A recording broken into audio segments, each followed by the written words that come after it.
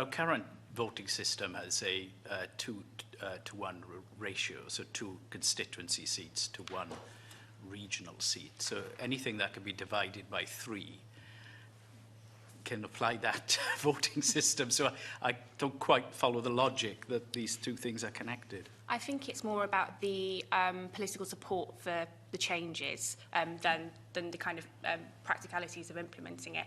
I think that any political parties, in terms of backing a larger assembly, is going to want to know how that should be elected. Yeah, but in having a system that moves from the current status quo, which is fairly proportionate, it's certainly not perfect, you create a huge barrier when the ruling party is the least likely to want to see the system, the voting system change, don't you?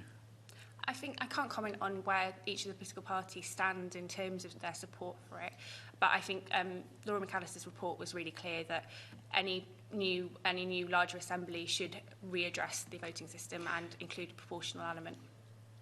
So, again, in terms of your hierarchy, if the increase in the size of the assembly could be achieved, preserving the current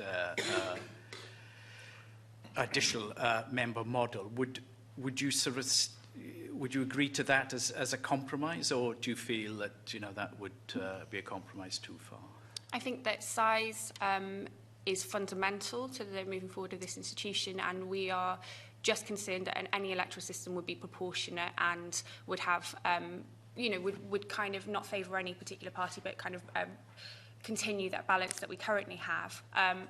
So I think size is the most important thing, but I wouldn't forget that voting system should go alongside that. And I think the discussion about integrating gender quotas, particularly in the single transferable vote model, as suggested by the expert panel report, is a really key aspect as well.